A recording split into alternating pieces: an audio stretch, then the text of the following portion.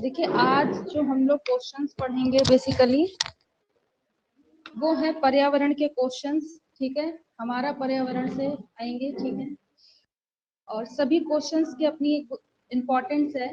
ठीक है, चलिए देखते हैं, इसको डिस्कस करते हैं। पहला क्वेश्चन है, कह रहा है कि पृथ्वी का सुरक्षात्मक कवच कहलाता है। देखिए जो पृथ्वी होती है उसका जो सुरक्षात्मक कवच होता है बेसिकली वो कहलाता है ओजोन। ठीक है, ओजोन जो परत होती है वो कहलाती है पृथ्वी का सुरक्षात्मक कवच। तो इसको आप लोग ध्यान में रखेंगे। ठीक है, फिर नेक्स्ट क्वेश्चन आता है कि ओजोन परत किस मंडल में पाया जाता है।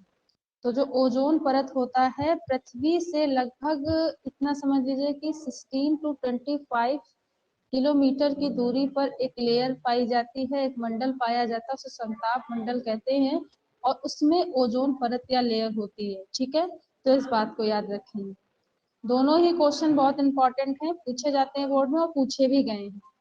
नेक्स्ट क्वेश्चन है, कह रहा है कि डीडीटी किसका उदाहरण है। देखिए डीडीटी का फुल फॉर्म होता है डाइक्लोरोडाइफेनिल ट्राइक्लोरोएथेन। ठीक है, ये जो होता है ये उदाहरण होता है अजैव निम्नीकरण का। ठीक है, जिनकी रिसाइकलिंग नहीं हो सकती है, पुनः चक्रण के द्वारा इसका किसी विशेष उद्देश्य के लिए निर्माण नहीं हो सकता है, वो सारे घटक अजैव निम्नीकरण में आते हैं। ठीक है, नेक्स्ट क्वेश्चन है क्वेश्चन नंबर 3, कह रहा है इकोलॉजी शब्द किस वैज्ञानिक ने दिया था। देखिए इकोलॉजी शब्द को एजी टांसले ने दिया था।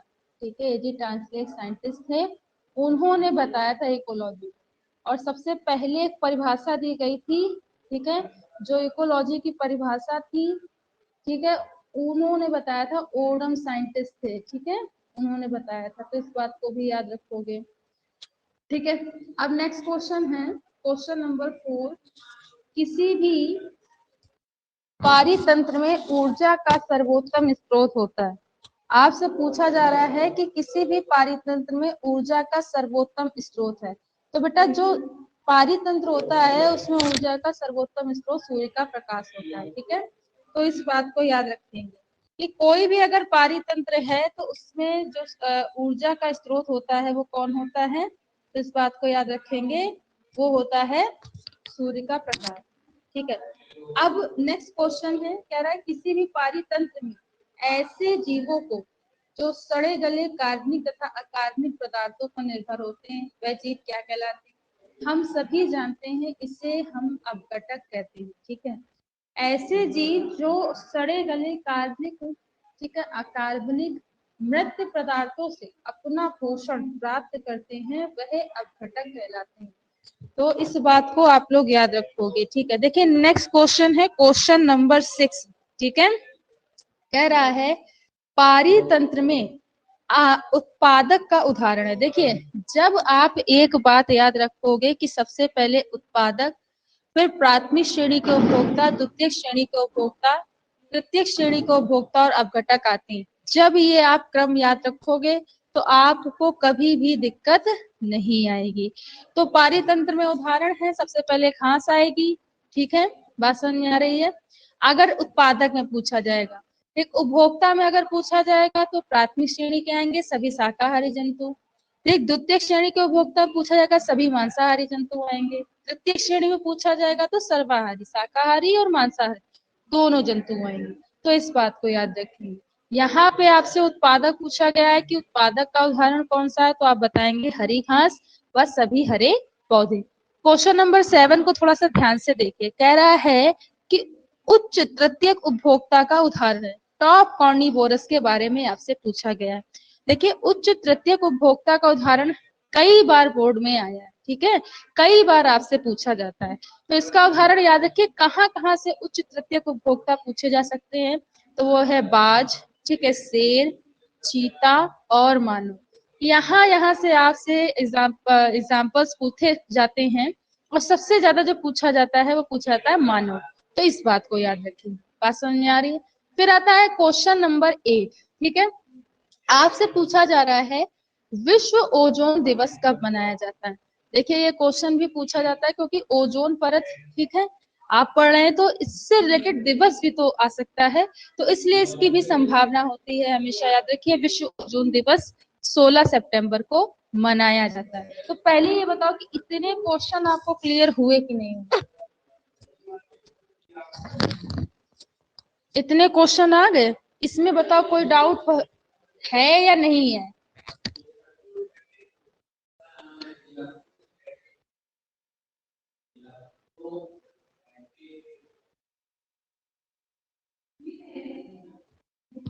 इतने क्वेश्चंस आ गए बेटा?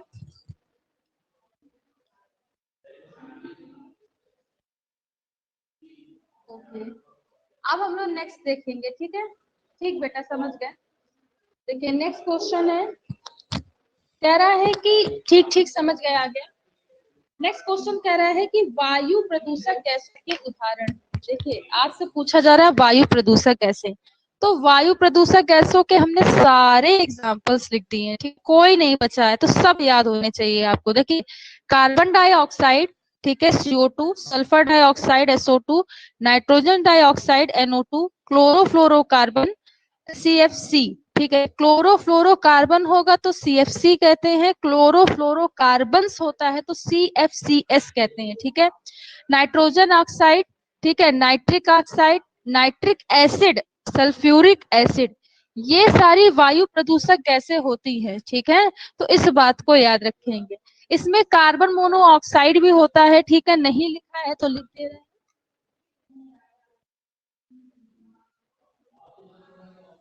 और भी होती है लेकिन कार्बन मोनोऑक्साइड थोड़ा मुख्य रूप में होती है, ठीक है, तो इसको भी लिखना आवश्यक है।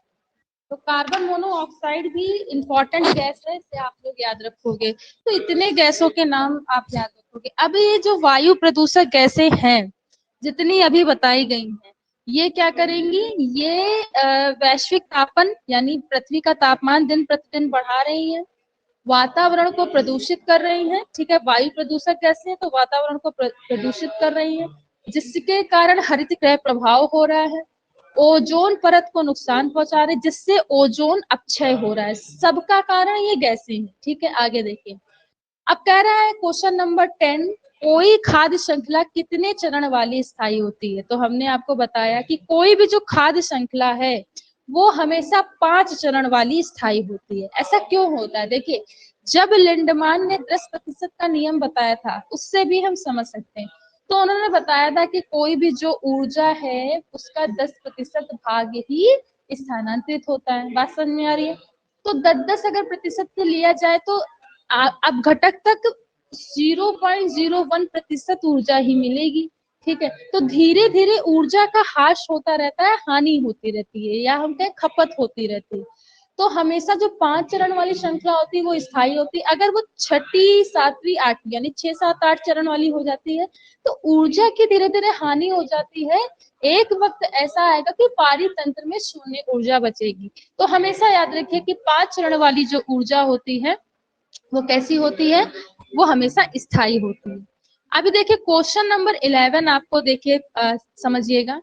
कह रहा है कि किसी पारितंत्र में जीवों के मध्य पोषण का स्थानांतरण कैसे होता है? पोषण का स्थानांतरण कहलाता है। देखिए हम लोगों ने पोषक स्तर के बारे में काफी डिटेल में पढ़ा है कि किसी भी पारितंत्र में जो ऊर्जा का स्थानांतरण है वो, ठीक है, वो पोषण स्तर के माध्यम से या ट्रॉफिक लेवल के माध्यम से होता है। ठीक बात समझ, इसे पोषण स्तर कहते हैं, ठीक है। जो पोषण का स्थानांतरण हो रहा है, ठीक है, उसे पोषण स्तर कहते हैं। पोषण के रूप में जो स्थानांतरण हो रहा है उसे ऊर्जा का प्रवाह कहते हैं। दोनों शब्दों में अंतर है, ठीक है। जब पोषण का स्थानांतरण होता है हो तो रहा है ऊर्जा के रूप में, लेकिन जब पोषण का स्थानांतरण हो रहा है उसे पोषण स्तर कहते हैं। ऊर्जा का स्थानांतरण होता है तो उसे ऊर्जा प्रवाह कहते हैं। दोनों को एक साथ डिस्क्राइब किया जाता है, ठीक है। बात समझ में आ रही? अब क्वेश्चन नंबर जो 12 है उसको देखिए। कह रहा है विभिन्न प्रकार की गैसों के कारण पृथ्वी का तापमान दिन प्रतिदिन बढ़ता जा रहा है, इस क्रिया को कहते हैं तथा इसके प्रभाव को क्या कहते हैं? तो ये पूछा जा रहा है। देखिए जैसे जैसे हमारे पृथ्वी पर तापमान बढ़ता जा रहा है, इसको इस क्रिया को वैश्विक तापन कहते हैं। ये कैसे हो रहा है? विभिन्न प्रकार की गैसों के फैलने के कारण, ठीक है, प्रदूषण के फैलने के कारण। और इसके प्रभाव को क्या कहते हैं? जब ये गैसें फैल जाती हैं तो हमारा पर्यावरण असंतुलित हो जाता है, प्रभावित हो जाता है, इसे हरित गृह प्रभाव कहते हैं, ठीक है।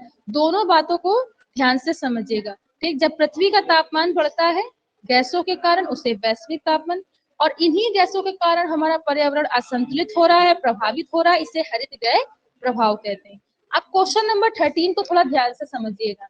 कह रहा है कि किसी खाद्य श्रृंखला में आहार का क्रम होता है। बेटा यही वो की है जिससे आप हर क्वेश्चन को कर सकते हैं। ठीक है, इस की को, इसको आप लोग को याद रखना है। ठीक है, उत्पादक हमेशा सभी हरे पौधे होते हैं। आपको से कोई भी श्रृंखला दे दी जाए, पूछा जाए उत्पादक क्या है, आपको बिल्कुल याद रखना है कि सभी हरे पौधे होते हैं। ठीक है, फिर प्राथमिक श्रेणी के उपभोक्ता है। देखिए, जब प्राथमिक श्रेणी के उपभोक्ता है वो सभी शाकाहारी जंतु होते हैं, तो इससे याद रखोगे। सबको एग्जाम्पल्स पता ही होते हैं। द्वितीय श्रेणी के उपभोक्ता, देखिए द्वितीय श्रेणी के उपभोक्ता सभी मांसाहारी जंतु होते हैं, तो इसको याद रखोगे। तृतीय श्रेणी के उपभोक्ता है, जिसे टॉप कार्निवोरस बोला जाता है, वो मांसाहारी और शाकाहारी दोनों, इसे बेटा सर्वाहारी भी कहा जाता है। ठीक है, क्या कहा जाता है? सर्वाहारी। अब इसका जो एग्जाम्पल होता है वो बाघ, शेर, चीता, मानव, ये सारे होते हैं, तो इसे आप लोगों को याद रखना है। बात समझ में आ रही है? देखिए, अब नेक्स्ट क्वेश्चन को देखते हैं। क्या रहा है कि ओजोन परत पृथ्वी से किन विकिरण की सुरक्षा करती है। देखिए, अब आपने एक चित्र बनाया होगा, हमने एक चित्र बताया था। ठीक है, जहां पे क्या होता था कि ये पृथ्वी होती थी, मान लीजिए पृथ्वी है, और पृथ्वी से क्या करते थे, ये अल्ट्रावायलेट रेडिएशन, पराबैंगनी किरणें आती थी, तो यहाँ पे एक लेयर होती थी, उसे ओजोन लेयर कहते थे, तो इससे सुरक्षा करती थी। तो तभी तो ओजोन को सुरक्षा कवच कहा जा रहा है ना। तो किससे सुरक्षा कर रही है, किस विकिरण से सुरक्षा कर रही है? इसे बेटा पराबैंगनी किरणें के नाम से जाना जाता है। इसी को हम पराबैंगनी विकिरण भी कहते हैं। क्या कहते हैं बच्चों? पराबैंगनी विकिरण कहते हैं। इसे अल्ट्रावायलेट किरणों के नाम से भी जाना जाता है। ठीक है, तो इतनी बात आप लोग याद रखें। पहले बताओ, इतने क्वेश्चन याद हुए? इतने क्वेश्चन समझ में आ गए? ठीक, अब देखिए नेक्स्ट क्वेश्चन देखते हैं। ये देखिए यहाँ पे दिए हुए, आपसे कह रहा है कि कचरा प्रबंधन में सबसे ज्यादा किससे प्राप्त किया जा सकता है। मतलब कचरा प्रबंधन का मुख्य उद्देश्य पूछा। देखिए, कचरा प्रबंधन जो है वो सबसे ज्यादा किससे प्राप्त होता है? पुनः चक्रण के द्वारा। पुनः चक्रण के द्वारा ऐसे कचरे को हम प्रयोग में लाते हैं जिससे कि मानव कल्याण हो सके, ठीक है, समाज का कल्याण हो सके। ठीक है, तो पुनः चक्रण के द्वारा कई सारी प्लास्टिक की चीजें, फाइबर की चीजें, उससे रिलेटेड खिलौने, ठीक है, बहुत सारी चीजें ऐसी बनाई जाती हैं जो रीयूज हो सकती हैं, पुनः से यूज किया जा सकता है। तो इस बात को याद रखिए। ठीक, साथ ही साथ कचरा प्रबंधन का एक और काम भी होता है, जो म्युनिसिपल्स होते हैं, ठीक है, नगर निगम है, उनके द्वारा क्या करते हैं कि जो गड्ढे हैं, सड़क है, उनके भराव के लिए, उनकी मरम्मत के लिए भी यूज किया जाता है। ठीक, साथ ही साथ खाद बनाने के लिए जैव उर्वरक के रूप में, फर्टिलाइजर के रूप में भी इसको यूज करते हैं। ठीक है, अब ये आप लोग को याद रखना है, इसके जो प्रयोग है ना वो पूछे जाते हैं। नेक्स्ट क्वेश्चन है क्वेश्चन नंबर 16। कह रहा है कि अम्लीय वर्षा का कारण। देखिए, जब आपसे अम्ल पूछे जाएंगे तो आप अम्ल के नाम बताएंगे। ठीक है बच्चों, जब आपसे गैसें पूछी जाएंगी तो गैसें के नाम बताएंगे। यहाँ पे दोनों क्वेश्चंस के आंसर दिए हुए। ठीक है, अगर आपके ऑप्शन में ये लिखा हो अम्लीय वर्षा का कारण है, अम्ल लिखे हैं तो आप अम्ल में आंसर लगाएंगे, दोनों लिखे हैं तो दोनों में लगाएंगे। देखिए, जब अम्ल की बात आएगी कि अम्लीय वर्षा का कारण है तो H2SO4 HNO3 सल्फ्यूरिक अम्ल और नाइट्रिक अम्ल क्या करते हैं? अम्लीय वर्षा का कारण होते हैं। ठीक है, गैसेस में क्या होती है? वैसे तो गैसेस मुख्य रूप से SO2 और NO2 सल्फर डाइऑक्साइड और नाइट्रोजन डाइऑक्साइड होती है। इसके साथ अन्य भी गैसें होती है, मुख्य रूप से होती है। जितनी वायु प्रदूषक गैसें हैं वो भी होती है, लेकिन ये गैसें मुख्य रूप से होती हैं।